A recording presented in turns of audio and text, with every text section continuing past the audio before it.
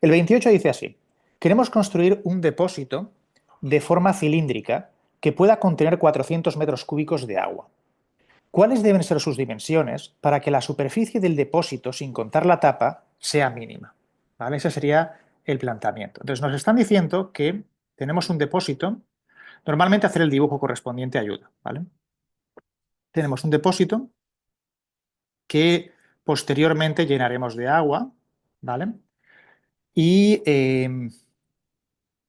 bueno, pues hay que relacionar el volumen con la altura de este depósito. Por un lado, tenemos que la fórmula para el volumen sería la siguiente. En el caso del volumen de un cilindro, sabemos que será el área de la base, que sería pi por el radio al cuadrado, multiplicado por la altura, que voy a llamar h. ¿Vale? Entonces, en este dibujo de aquí, pues R representaría esta cantidad, ¿vale?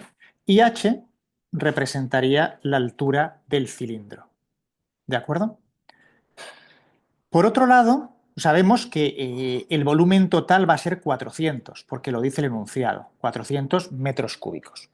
Así que nos dicen, depósito de forma cilíndrica que puede contener 400 metros cúbicos de agua. Así que esto nos lo están diciendo. Y luego dicen que nos interesa saber qué proporciones debe tener, es decir, qué radio y qué altura, para que la superficie sea mínima. Entonces, la superficie material de este cilindro tiene, por un lado, la superficie de los lados, ¿no? Del lado, y la base, porque la tapa no la estamos contando. Entonces, ¿cuál sería la superficie de la base? La base, como hemos puesto aquí, sería pi por el radio al cuadrado. Pero aparte tendríamos que sumarle esto nos contaría esto de aquí, ¿vale? Todo esto de aquí, la superficie sería pi por el radio al cuadrado. Y luego tendríamos la superficie exterior del cilindro, que sería, si nosotros, por ejemplo, cortásemos con unas tijeras por aquí, ¿vale?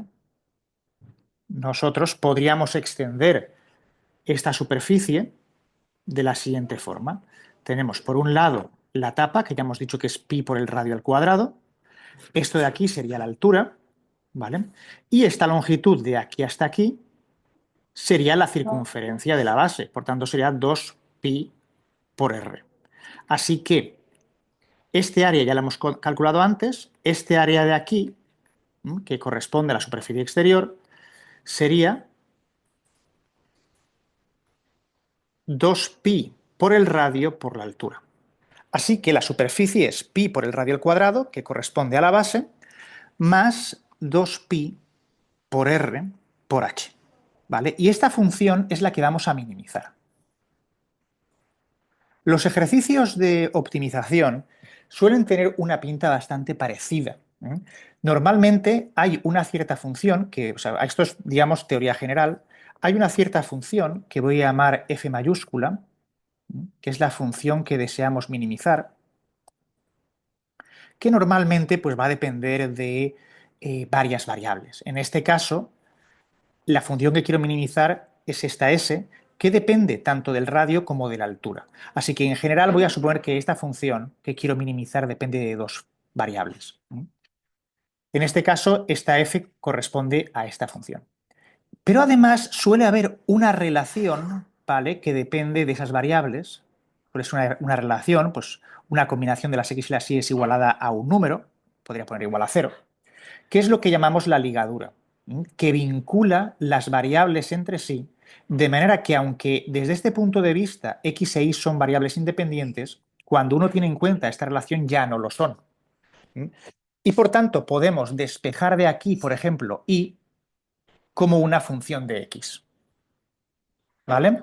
Al despejar y como función de x y sustituir en nuestra función de interés, ¿vale?, obtenemos que ahora la función f mayúscula ya no depende solamente de x y de y, ahora depende de x y de y que a su vez depende de x, ¿vale?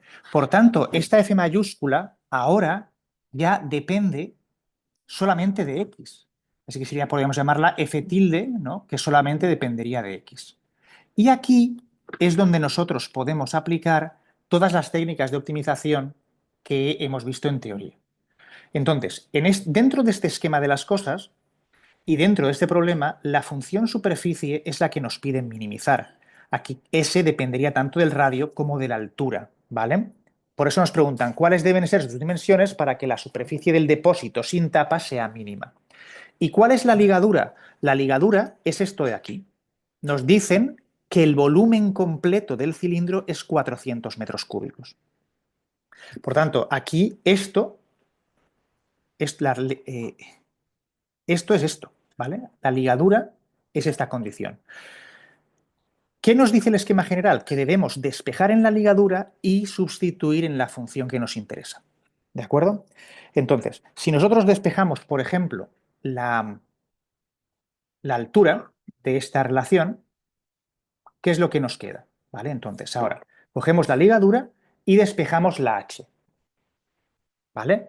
¿Qué nos quedaría? Tenemos que pi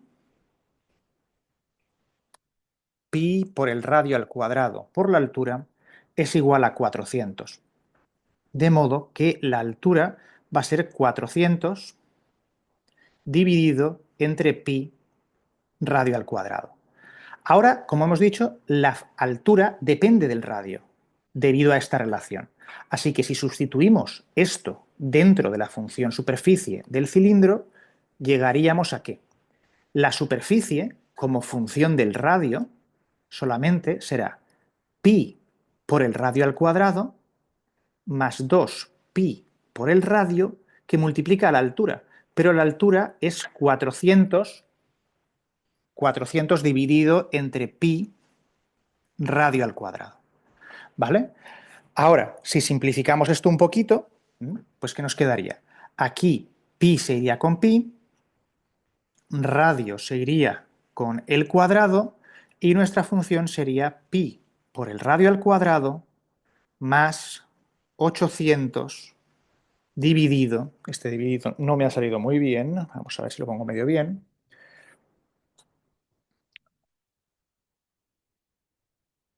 dividido entre el radio. ¿Vale? De acuerdo. Esa es la función que queremos minimizar. Ahora, para minimizarla, lo que tenemos que hacer es aplicar la teoría. Derivaremos, encontraremos los puntos críticos y a partir de ahí, pues ya podemos ver que es un máximo, un mínimo o lo que sea. ¿De acuerdo? Entonces, cogemos la función y la derivamos respecto de su variable, que es el radio. ¿Vale? ¿Qué nos queda aquí? Este término pi r cuadrado nos queda 2pi por r y luego nos queda a este otro lado menos 800 dividido entre r cuadrado. Esta es la función derivada. Y esto nos preguntamos, ¿esto cuándo se hace cero? Esta pregunta nos llevará a los puntos críticos. Si despejamos esto, ¿vale? ¿Qué nos queda? Bueno, pues multiplicaríamos todo por r cuadrado y nos quedaría que 2pi por r al cubo menos 800 tiene que ser igual a 0 y de aquí nos quedaría que el radio tiene que ser 800 dividido entre 2pi raíz cúbica, ¿vale? Lo cual pues nos llevaría a que esto es la raíz cúbica de 400 partido pi, ¿vale? Y ese sería el radio que estamos buscando. Sí, bueno, aquí quedaría pues comprobar qué ocurre si o sea, si esto realmente es un máximo, es un mínimo o no. ¿De acuerdo? Para ello simplemente podríamos, por ejemplo, calcular a la izquierda de este valor para ver si esto es positivo o negativo, etcétera. ¿Vale? Y con eso podríamos ver por un criterio de primera derivada, pues si esto lo es o no. ¿Vale? Pero eso, bueno, vamos a dejarlo ahí. Eso lo podéis comprobar que esto efectivamente va a ser un mínimo.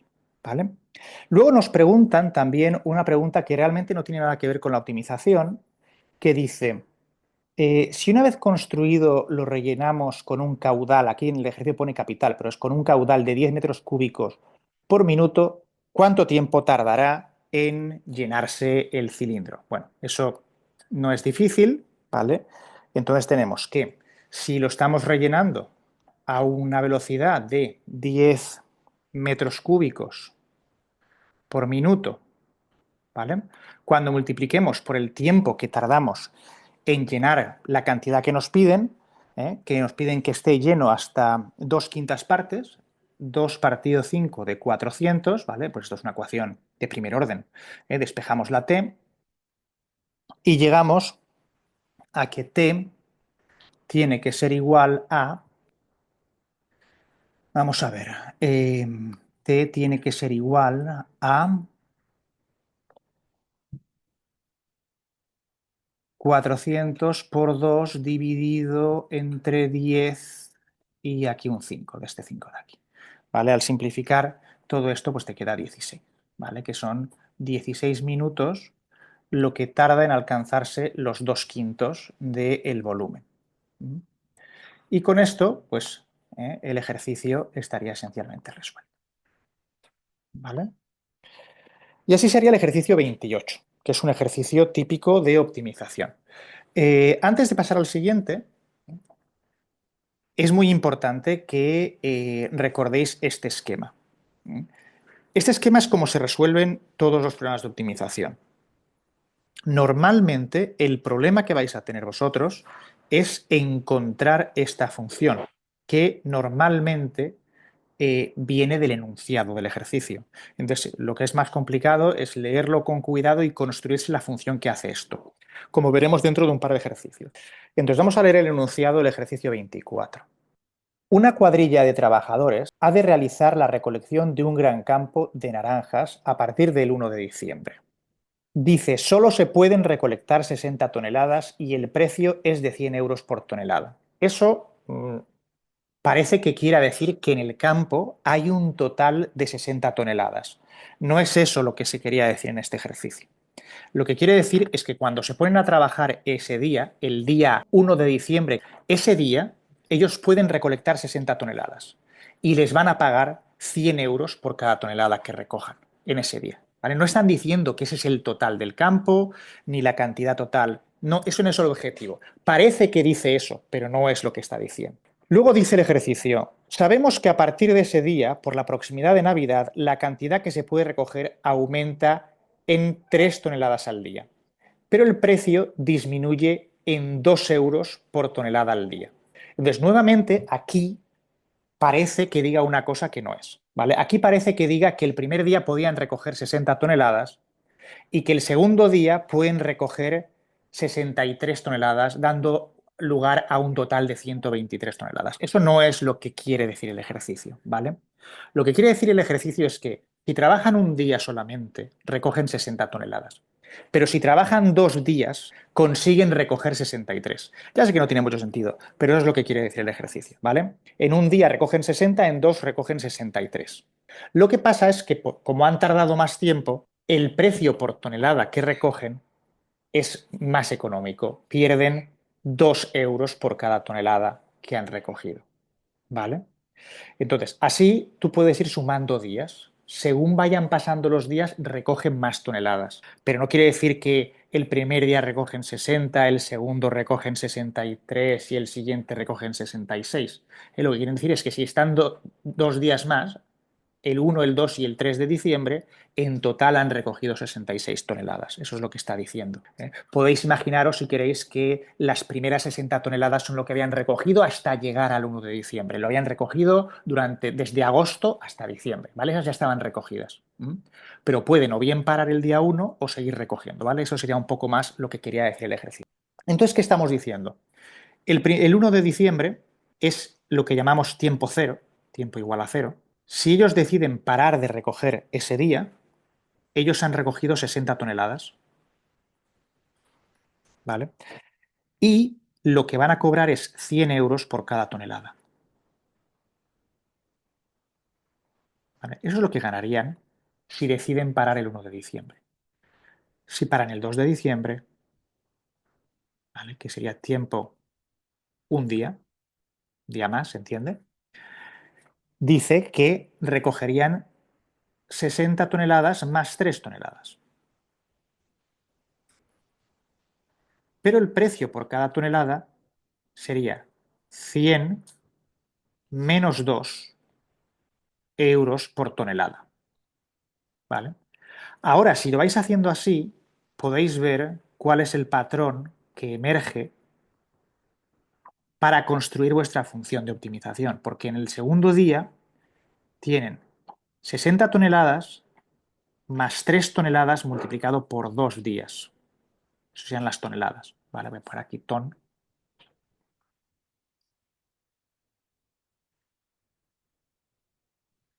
Y luego tendrían 100 euros menos 2 euros durante 2 días, que serían euros por tonelada.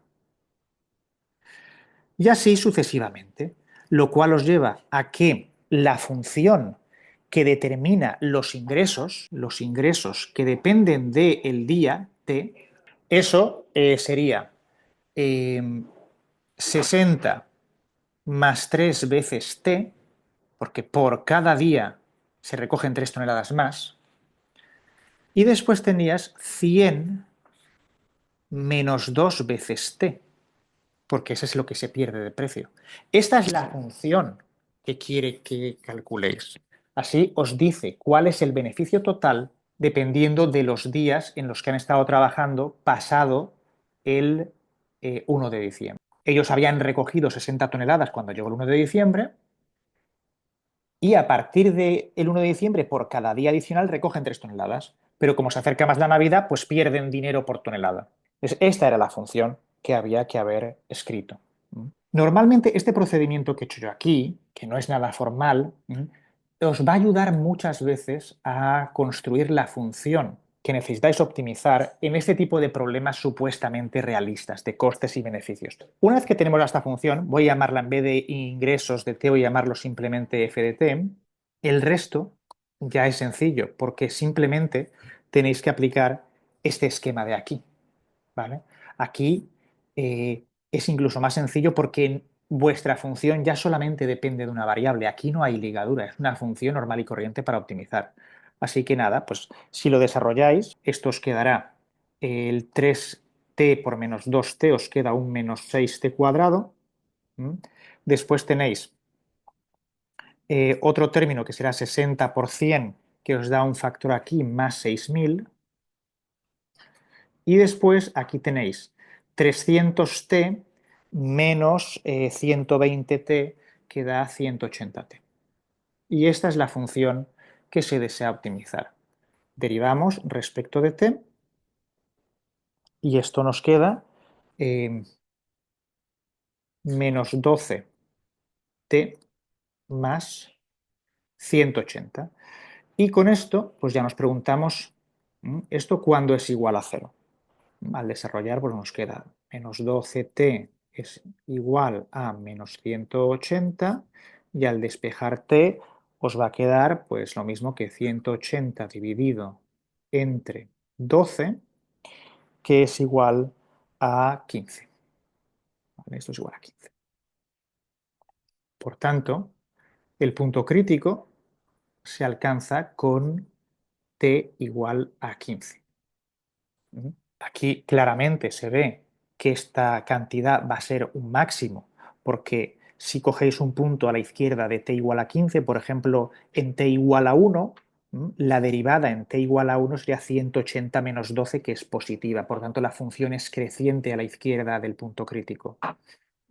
Mientras que si cogéis t mayor de 15, dado que 12 por 15 ya es 180, pues 12 por ese valor de t será superior a 180 y entonces la derivada sería negativa. Eso quiere decir que la función primero crece, ¿eh? Y después decrece. Así que, por tanto, esa función en ese punto tiene un máximo. Luego nos preguntaba, eso, o sea, digamos que el apartado A se habría cumplido aquí y que era realmente la parte difícil del ejercicio. Después dice, B, calcula el día de diciembre, se obtendrá el máximo de ingresos, ¿vale? Pues será este día, el 15, el día 15, ¿vale? Aquí tenemos B. ¿vale? Aunque realmente sería el 16, porque t igual a 0 era el día 1, así que sería el día 16. Y después nos dice, ¿cuál es el valor máximo de los ingresos? Pues es el valor de la función de ingresos que se alcanzaría con tiempo igual a 15. Si calculáis f en 15, esto cuando lo calculéis lo ponéis en una calculadora, lo hacéis a mano como queráis, y os dará 7.350 euros. 7.350 euros. Y luego nos dice, determina los días que tienen que pasar para que los ingresos sean los mismos que el día 1 de diciembre, es decir, que el día tiempo igual a 0. Entonces, nosotros sabemos que, eso sería C, y D nos dice, nosotros sabemos que cuando el tiempo es igual a 0, por tanto 1 de diciembre, ¿cuántos ingresos tienen? Basta que sustituyamos en esta función t igual a 0. Esto se iría y nos daría 60%, que son 6.000 euros. Y una vez que tenemos eso, nos tenemos que preguntar, bueno, ¿para qué momento t la función de beneficio es exactamente igual a 6.000? ¿Vale? Esa es la pregunta que hay que hacerse. Y eso nos lleva a lo siguiente. Si tenemos esta función de aquí, tendríamos menos 6t cuadrado más 180t más 6.000. ¿Esto cuándo es igual a 6.000? Ese 6.000 de aquí sería con ese 6.000 de aquí y os quedaría menos 6t cuadrado más 180t tendría que ser igual a 0. Sacamos t factor común y os queda que t por menos 6t más 180 tiene que ser igual a 0. Eso ocurre bien cuando t es igual a 0, que era el 1 de diciembre, que se obtenían 6.000 euros, o bien cuando menos 6t más 180 sea igual a 0, que despejáis y eso os lleva a que t tendría que ser igual a 180 partido 6, que es 30. T sería 30, como hemos dicho antes, que t igual a 0 era el día 1 de diciembre, t igual a 30 es el día 31 de diciembre. Así que el resumen es que el máximo que obtienen ocurre el 16 de diciembre, porque aquí sería cuando t igual a 15, y si llegan a trabajar todo el mes hasta el día 31 de diciembre, habrían ganado exactamente lo mismo que si hubieran dejado de trabajar el día 1 de diciembre, porque trabajan mucho más, pero cada vez les pagan menos por cada tonelada de naranjas, ¿vale? Entonces ese sería el ejercicio 24, ¿de acuerdo? Como veis, en este ejercicio la función a optimizar es una función de una variable. No hay que hacer nada con ninguna ligadura. El problema es escribir esa función de una variable. ¿De acuerdo? Como he mencionado que el ejercicio número 25 tiene un planteamiento de este tipo, voy a plantearlo para que le echéis un vistazo. 25. Vamos a leer el ejercicio 25. Dice así, un granjero compra terneros de 90 kilos por 180 euros. Supongamos que alimentar cada uno de los animales le cuesta 1,64 euros por día y que el ternero aumenta de peso 1,2 kilos al día, que es la media durante el proceso de... Por tanto, si él compra el ternero y lo va criando, le va dando de comer, pues él tiene que pagar lo que le costó y aparte tiene que mantenerlo. Pero su peso va aumentando día a día. Luego, por otra parte, cada día que pasa, el valor del kilo de ternera en el mercado disminuye, de manera que después de un cierto número de días, el precio por kilo en céntimos de euro se puede aproximar por la función P de t es igual a 200 menos 2t partido 15. Como veis, aquí juegan varios factores. La idea es muy parecida al de las naranjas, ¿vale? Eh, Fijaos, supongamos que ese granjero compra y lo vende inmediatamente, ese mismo día. ¿Qué es lo que ocurriría? Entonces, fijaos que en tiempo cero, él tendría un ternero que pesa 90 kilos, del cual él ha tenido que pagar 180 euros para comprarlo, y que luego vende los 90 kilos de ternero porque no tiene que gastar nada más, no le da de comer, lo compra en el tiempo cero y lo vende inmediatamente. ¿Cuánto dinero obtendría? Él ha perdido 180 euros por la compra y luego tiene que vender los 90 kilos de carne. En tiempo cero, ¿cuál es el precio del kilo? Teníamos una función que nos aproxima el precio por kilo, que es 200 menos 2t partido 15. En tiempo igual a 0, ese 2t partido 15 no está, solo está 200. Son 200 céntimos de euro por cada kilo. Como yo lo quiero todo en euros, yo diré que el precio ahí serán 200, serán céntimos, los agrupo en grupos de 100 céntimos para que estos sean euros, y entonces el precio sería euros partido kilo. Así que, al final, esa sería la fórmula que yo tendría que utilizar. Le daría 9 por 2, 18 y se quedaría 0. Tendría 90 kilos, que vendería a 2 euros el kilo, ganaría 180 euros, que son los que tuvo que pagar para comprarlo. ¿De acuerdo? Eso sería lo que pasaría si lo compra en tiempo cero y lo vende en tiempo cero. Ahora, ¿qué ocurre si lo compra en tiempo cero pero lo vende un día después? Tenemos, por un lado, el ternero, ¿cuánto pesa? Inicialmente pesaba 90 kilos, pero ha dicho que por cada día el ternero aumenta de peso 1,2 kilos, así que habría ganado 1,2 kilos. Ese sería el peso si lo tiene un día. El precio que pagó inicialmente se mantiene. Pero luego dice, el precio ha cambiado, porque ahora ya llevamos un día. Y decía que el precio del kilo en céntimos se puede aproximar por la función 200 menos 2t partido 15. Así que el precio en el día 1 es 200 menos 2 por t, por tanto simplemente 2, partido 15. Esos serían céntimos. Como lo quiero todo en euros, voy a dividir todo esto entre 100. Y esto, voy a borrar para que me quede un poco más limpio. Esta cantidad de aquí serían euros por kilo. Y luego tendríamos menos 180 euros, que son los que he pagado. Pero aparte, darle de comer ese día dice que cuesta 1,64 euros. Así que tienes que perder 1,64 euros. Entonces, aquí ya empieza a emerger un patrón. Porque por cada día que pase, esto se va a incrementar. Y esto también se va a incrementar. Y esto también se va a incrementar.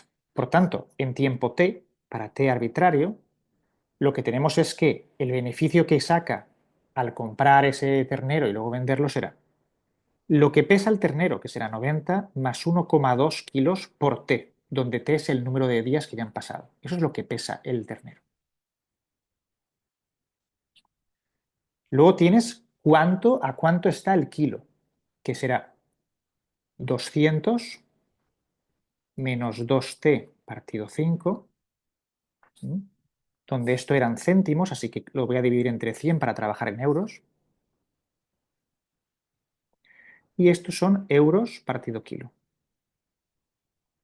Luego esa cantidad fija no se toca porque eso es lo que se pagó inicialmente. Y luego está el gasto de manutención del ternero mientras lo tiene, que es 1,64 por t. ¿Vale? Entonces, esta es la función beneficio. ¿Vale? Esto también, una vez que lo tienes, claro, porque sería 1,64 euros por día, ¿no? Con lo cual por t, pues esto vuelven a ser euros. Al final todo esto son euros. ¿Vale? Voy a quitar las unidades, porque al final todo esto serán euros. Una vez se simplifique todo. Así que esa es la función. Es la función beneficio en función del tiempo. Eso es lo que va a ganar para cada t. Evidentemente aquí faltaría simplificarlo, etcétera, y esta función estaría en euros. Lo digo porque, bien, veamos qué es lo que dice el enunciado. Dice, una vez que te lees todo esto y entiendes lo que te están pidiendo, lo que dice es, encuentra las funciones que describen el peso y el valor en el mercado del ternero tras t días de compra. El peso, evidentemente, sería esto de aquí. Eso sería el peso. A ver, puedo ponerlo un poco mejor. El peso sería esto, la función peso. Mientras que la función el precio en el mercado es esto. ¿Vale? Esto es el precio que tiene vender ese ternero si lo vendes en el mercado. Luego están los costes que tiene el haber adquirido inicialmente el ternero y el haberlo mantenido esos días, que eso es una cosa aparte. Si al beneficio completo habría que restarle estos gastos, ¿no? Así que, pues simplemente por completitud, voy a ponerlo aquí. Eso sería el precio. ¿vale? Eso sería el valor de mercado, y luego tendríamos, como he dicho antes, pues el beneficio, ¿no? La función beneficio, que sería ya todo lo que hemos calculado aquí. Esto sería el beneficio, ¿vale?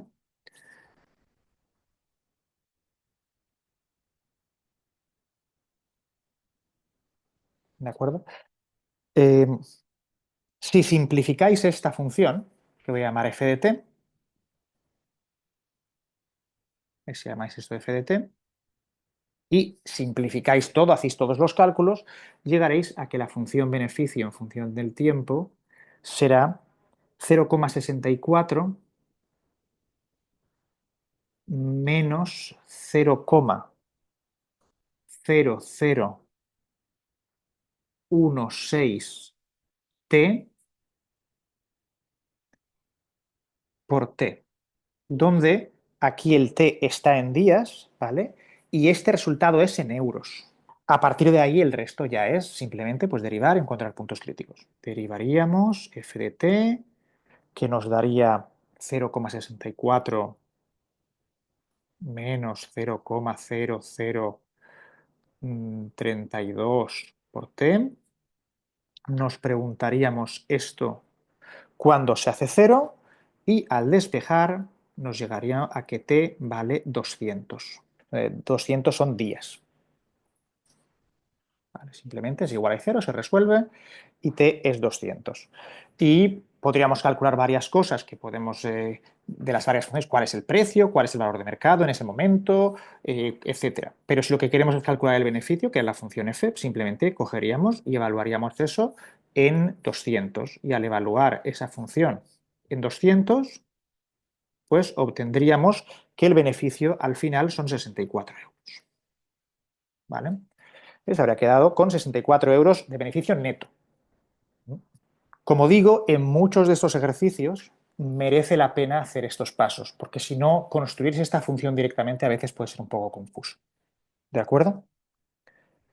Bien, pues ese es un tipo de ejercicio que probablemente pues, veréis. Habrá más y pues suelen gustar bastante, ¿no? Porque de esa manera pues os obliga un poco a hacer ejercicios con enunciados un poquito más complicados. Ejercicio extra. Ese es un ejercicio simplemente de hallar máximos y mínimos, ¿vale? La diferencia, la parte, digamos, especial de este ejercicio, es que la función tiene un poco de mala intención. Entonces, la función que se os da es f de x es igual a, y la función es 2 menos x al cuadrado, si x es menor que 1, y es x al cuadrado si x es mayor o igual que 1. ¿De acuerdo? Y nos preguntan cuáles son los máximos, los mínimos de esta función. Si nosotros actuamos simplemente así, le damos a la manivela, como suele decirse, ¿qué haríamos para calcular los puntos críticos? Si simplemente atacamos este ejercicio cerrando los ojos y dándole la manivela, fallaremos. ¿Por qué? Porque cuando calculemos los puntos críticos, ¿vale? ¿Qué haríamos? Uno tendería a coger la función y derivarla y preguntarse cuándo esto se hace igual a cero. ¿Vale? Entonces, ¿qué nos daría aquí? Nos daría,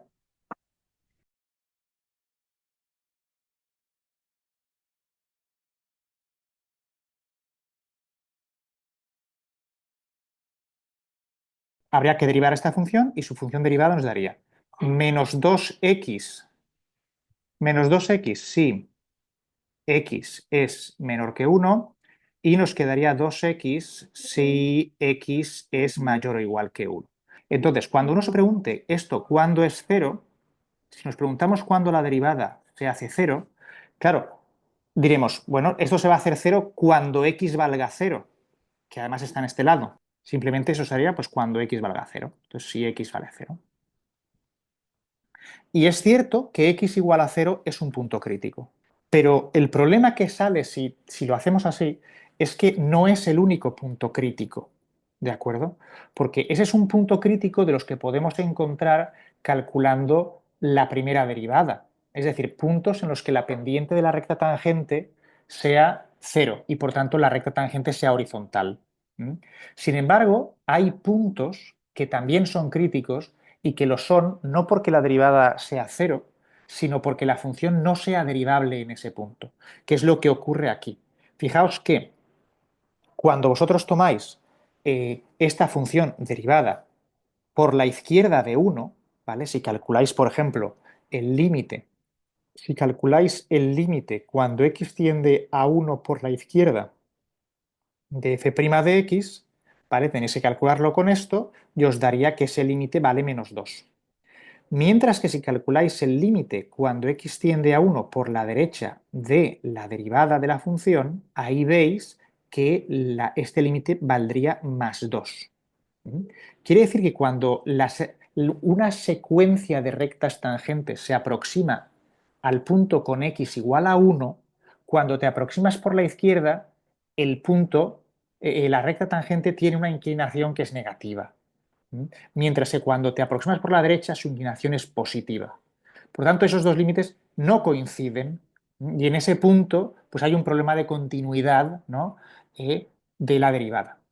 Eso quiere decir que vais a encontrar puntos que tengan un comportamiento como esto, que tenga una gráfica de este tipo. En este punto la función no es derivable. La sucesión de rectas tangentes que trazaríamos desde la izquierda tienen una inclinación, por ejemplo, una cosa así. Cuando te aproximas tiene una cierta inclinación y tiene una inclinación diferente cuando te aproximas por la derecha. Por tanto, se genera un pico y ese pico no lo puedes detectar con la derivada. Sin embargo, este pico, por ejemplo, si tuvierais una cosa así, sí que sería un mínimo, ¿eh? Aunque no pudierais encontrarlo así. Por tanto, aquí aparece un punto crítico en x igual a 1. Entonces, x igual a 1 es crítico, es punto crítico, porque f no es derivable en x igual a 1. Ese tipo de puntos, pues puntos en los que no sea derivable, puntos en que haya un problema de continuidad, etcétera, son puntos que tenéis que estudiarlos independientemente. Una vez que ya tenéis los puntos críticos, que son este y este, pues ya podéis seguir el procedimiento típico para calcular, por ejemplo, el crecimiento y decrecimiento de esta función. Entonces, si pongo los ejes así, tendríamos dos puntos que estudiar. Tendríamos que estudiar la región que va desde menos infinito hasta cero y luego tendríamos la región que va desde 0 hasta 1 y luego la región que va desde 1 hasta infinito. Vale, tendríamos aquí, tendríamos una región que va desde menos infinito hasta 0, tendríamos otra región que va desde 0 hasta 1 y otra región que va desde 1 hasta más infinito. Y en cada una de ellas pues ya podríamos calcular, ¿no?, cómo es la pendiente de la recta tangente o cómo es el crecimiento o lo que sea. Entonces, por ejemplo, si cogéis un punto que esté a la izquierda del 0, aquí tenemos 0, aquí tenemos 1, un punto a la izquierda del 0, podríamos coger, por ejemplo, el menos 1. En menos 1, la derivada sería menos 2 por menos 1, por lo tanto sería positiva. Eso quiere decir que en esta región la función es creciente. Si cogemos, por ejemplo, un medio está entre 0 y 1, ¿vale? Por tanto, calcularíamos todavía con este trozo de aquí. Entre 0 y 1 calcularíamos con menos 2 por x. Al calcular menos 2 en un medio, te quedaría menos 1, que es negativo, por tanto la función aquí es decreciente. Y al calcular a la derecha de 1, pues por ejemplo en 2 tendríamos 4, que vuelve a ser positivo y la función ahí es creciente. Por tanto, este punto crítico que aparece en 0 va a ser un máximo relativo. Aquí tenemos un máximo relativo. Máximo relativo para x igual a 0. Y ese era el punto crítico que venía de la derivada igual a 0. Así que uno puede pensar que esto va a ir una cosa tal que así, ¿vale? Y después aquí, en x igual a 1, va a aparecer un mínimo relativo. Lo que pasa es que es un punto de este tipo, porque las rectas tangentes aproximándose por la izquierda tienen una pendiente diferente a las rectas tangentes que se alejan por la derecha. Por tanto, esto podría ser una cosa tal que así. Esto tendría una pinta aproximada a esta función. ¿Ok? Puede que esto ocurra más arriba o esto ocurra más abajo, pero ese es el tipo de comportamiento que tiene. Tiene un máximo relativo en x igual a 0, que procede de que ahí la recta tangente es horizontal, y luego tiene un mínimo relativo en x igual a 1, que no habríais detectado si solamente os conformáis con calcular esto. Esto no habría detectado este punto crítico, porque es un punto crítico debido a que la función ahí no es derivable. Ejercicio extra número 2.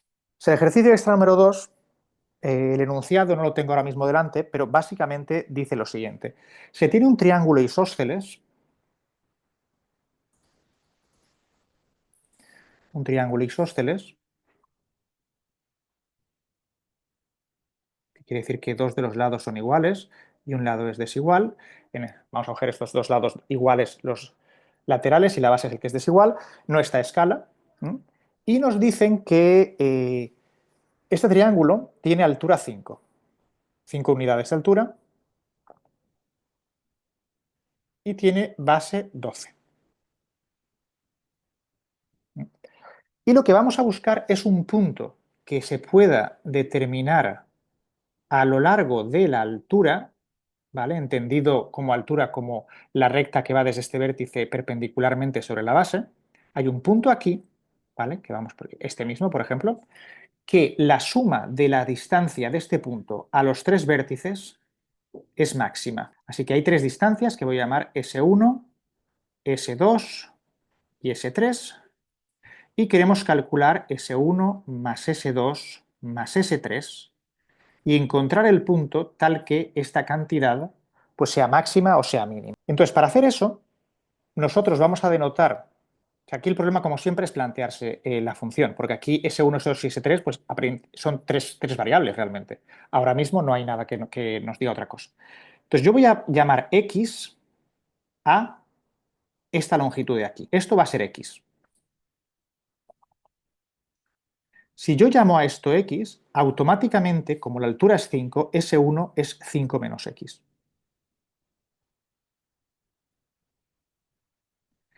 Y debido a que este triángulo es isósceles, S2 y S3 son iguales. Por tanto, esta función realmente es S1, que hemos dicho que es 5 menos X, más dos veces S3. Pero además, si yo amplío esto, si amplío este círculo de aquí, yo lo que obtengo es un triángulo rectángulo, donde este cateto de la izquierda es X, este cateto de aquí es la mitad de la base, por tanto sería 6, y esto sería S3. Pero por Pitágoras sabemos que S3 es la raíz cuadrada de x cuadrado más 6 al cuadrado, que es 36. Por tanto, al sustituir esto aquí, esto lo meteríamos aquí dentro, obtenemos una función que solo depende de x, que es 5 menos x más 2 veces la raíz de x al cuadrado más 36. Y esta es la función que nosotros vamos a querer optimizar. Cuidado con este ejercicio porque tiene una cosita más que es un poco problemática, y es que x, ¿qué valor puede tomar la x? X puede ser 0, o puede ser 5, o puede ser cualquier número en medio. Así que x en realidad está definido en el intervalo cerrado que va desde 0 a 5. Y tenéis que recordar un teorema de Máximo, que os dice que una función continua definida en un intervalo cerrado siempre adquiere sus valores máximo y mínimos absolutos. Así que este es un problema de máximos y mínimos absolutos, no de máximos y mínimos relativos. Por tanto, ¿cómo se resuelve? Hallaremos los máximos relativos en el intervalo 0,5 y después añadiremos los extremos, x igual a 0 y x igual a 5. Y valoraremos sobre la función f de x, no sobre su derivada, cuál de esas tres cantidades es la mayor. Entonces, para hacer esto, pues simplemente haríamos, primero voy a ir rápido porque ya no estamos fuera del tiempo, ¿no? Derivaríamos, esto para que lo comprobéis, derivaríamos esta función y tras simplificar os quedaría que esa función es menos 1 más una fracción que es 2x partido raíz de x cuadrado más 36. F' de x igualaríamos a 0 y resolveríamos, lo cual nos llevaría a el punto crítico x igual a 2 por raíz de 3, ¿vale? Que podéis comprobar que es un mínimo relativo, ¿vale? Esto es un mínimo relativo, comprobadlo. Y después, para hallar los máximos y los mínimos absolutos, tendríamos que considerar x y f de x y comparar los siguientes puntos.